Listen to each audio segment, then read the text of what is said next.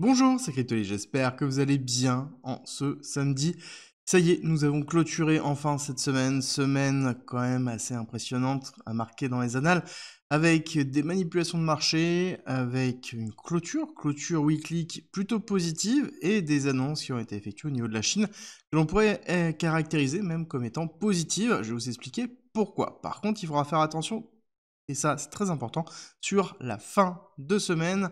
Donc vraiment dimanche, parce que là on va parler de la clôture weekly sur le CME, Chicago Mercantile Exchange, donc qui est le futur des institutionnels qui se clôture le vendredi soir, mais on sait très bien que les marchés des cryptos sont ouverts à 24, 7, 7, donc forcément on peut avoir une clôture qui pourrait arriver dimanche, qui pourrait remettre en question pas mal de choses. Je vous explique tout dans quelques instants. Dans tous les cas, on va commencer par cette clôture magnifique sur le Nasdaq, où on a ravalé une grosse partie de la bougie. Vraiment très important à noter le fait qu'on est allé chercher ici la liquidité sur une seule unique mèche. Ensuite, on a ravalé une grosse partie pour clôturer au-dessus des 382. On est toujours dans une range qui est pas forcément très positive ici. Tant qu'on reste dans cette zone-là, malheureusement, ça sous-entend qu'il y a une grande possibilité d'aller faire une continuation baissière, mais ça n'empêche que pour l'instant, le setup, la clôture a été plutôt positive. Le seul souci, c'est la raison de cette clôture. Je vous ai parlé de manipulation de marché. Il y a une enquête qui est en train de s'ouvrir sur est-ce que oui ou non il y a des délits d'initiés par rapport à ce qu'a fait Donald Trump, est-ce qu'il y a de la manipulation de marché exprès, et qui en a profité. Il y a une vidéo d'ailleurs qui tourne montrant Donald Trump qui présente deux personnes à côté de lui, deux amis à lui, un qui a gagné 2,5 milliards de dollars et l'autre 900 millions. Bref, on se pose quand même pas mal de questions et je pense que on n'est pas les seuls. En attendant, on a un BTC qui a clôturé sur le CME, comme je vous dis, plutôt positivement. Aussi, on a réintégré les 84 000, niveau très important déjà de base, et on continue à consolider. Petit à petit, on sait toujours qu'on a ici un gros appel de prix en dessous de 74 000, vraiment ici l'imbalance qui se trouve là, plus le top précédent, plus le top de mars 2024. Globalement, on nous appelle pas mal, mais ça empêche qu'on pourrait très bien avoir une réaction haussière avant d'aller chercher ça, donc aller chercher potentiellement les 90-94, avant d'aller chercher plus bas et mettre en place en fait un range entre ici les 74, 72, pourquoi pas un petit peu plus bas, et les 90-94 000. On en a déjà parlé depuis un certain temps. Dans tous les cas, si on se retrouve dans une situation identique à ce qu'on a pu connaître en 2024, ça sous-entend qu'on va avoir ici un travail du prix qui risque d'être long et douloureux malheureusement, pas forcément sur BTC mais plutôt sur les altcoins. Et le souci, c'est qu'on est quand même très dépendant de la macroéconomie. Là, on a un président des États-Unis qui est parti en guerre contre la Chine. Je vais vous expliquer ce qui s'est passé, pourquoi ça a un impact, et surtout, on est directement lié aux différentes nouvelles qu'il va donner, aux différents tweets.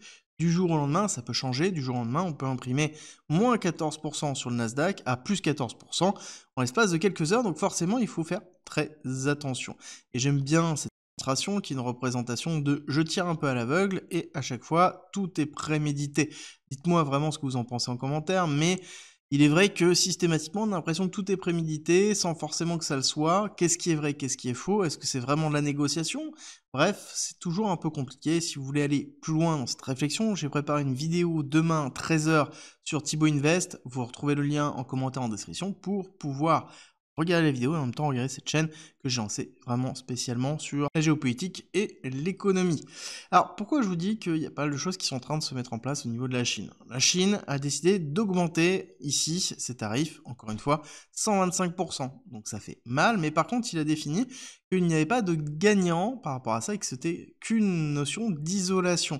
Et ça va même encore plus loin parce que la Chine dit qu'elle va ignorer les suivants, en fait, globalement, une grosse partie des tarifs qui ont été imposés par les USA, donc on va beaucoup plus loin dedans. Et quand on regarde un petit peu ce qui se passe, on voit qu'on a toujours des accumulations très importantes au niveau de BTC et surtout les grosses balances, des balances qui sont très importantes, donc à plus de 100 000 BTC, qui sont absorbées par le marché petit à petit, et ce qui fait justement une force au niveau du marché où on voit que les whales, les gros acheteurs sont toujours bien présents malgré toutes les turbulences que l'on peut retrouver et qui sont toujours très compliquées.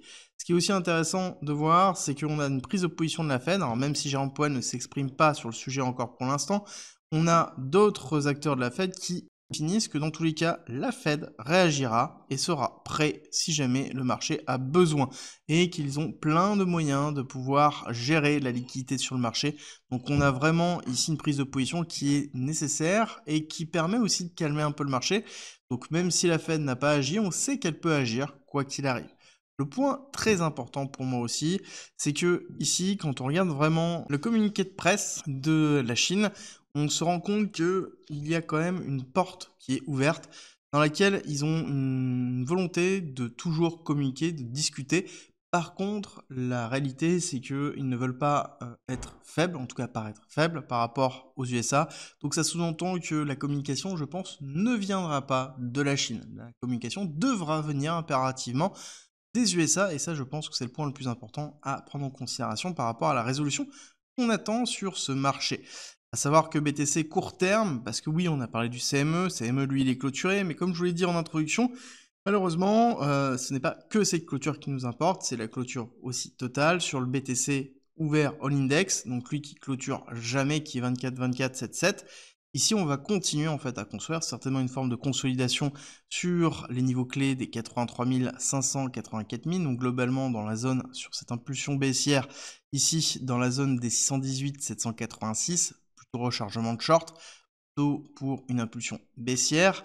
Et ce qu'il va falloir surtout attendre, ça va être dimanche fin d'après-midi, dimanche soir. Est-ce qu'on va avoir une impulsion un peu comme on l'a vécu à plusieurs reprises, qui va être en anticipation de ce qui va se passer sur le Nasdaq et la macroéconomie en général. Donc il va falloir faire très attention à ce setup, ça pourrait nous donner pas mal d'indications, et surtout pour moi, le plus important, c'est toujours cet indicateur-là, BTC sur Nasdaq, c'est-à-dire la résilience de Bitcoin par rapport au Nasdaq. On voit qu'on a tenu encore une fois toujours ce niveau clé au-dessus des 4,4, et tant qu'on tient ça, ça veut dire qu'on est encore en surperformance par rapport à ce qu'a pu vivre le Nasdaq sur la chute, même si on a vu que le BTC réagissait moins bien à la hausse, mais il est toujours très résilient à la baisse, et tant qu'on maintient ça, c'est très positif sur le long terme. Ça montre que Bitcoin est en train d'évoluer, que ce soit un actif à risque, que ce soit un actif de réserve, je pense qu'il est ni l'un ni l'autre actuellement, il est plutôt dans une phase de transition, et tant qu'on est dans cette démarche-là, ça nous renforce sur l'évolution future et surtout la continuité du cycle. Alors est-ce que ça va être un cycle encore exactement de 4 ans? Est-ce que c'est le dernier? Est-ce qu'on va en avoir encore d'autres? Est-ce que la TradFi, donc c'est la finance traditionnelle, va faire changer tout ça? Dans tous les cas, les informations nous disent que oui, il y a des achats, oui, il y a des holders sur des grosses balances entre 1000 et 10 000 Bitcoin, donc c'est très conséquent, et on voit bien que cette accumulation ici a bien commencé à partir de février 2025 avec une accélération alors que le cours est en train de chuter. Donc on a bien un BTC qui est racheté. C'est peut-être un des éléments concrets de cette résilience que l'on a depuis déjà un certain temps et qui fait la force de Bitcoin maintenant, à déterminer dans tous les cas sur la clôture de la semaine et surtout la semaine prochaine où je pense qu'on risque d'avoir pas mal de nouvelles sur la fin, en tout cas en début de discussion entre les USA et la Chine, et c'est ce que le marché attend, c'est ce que le Nasdaq attend, et malheureusement on est drivé par la macroéconomie, tant que la macroéconomie n'a pas terminé, malheureusement nous aussi. J'espère que cette vidéo vous a plu, si c'est le cas n'oubliez pas avant de partir un petit like, partagez et surtout abonnez-vous, et on se retrouve très vite pour une nouvelle vidéo.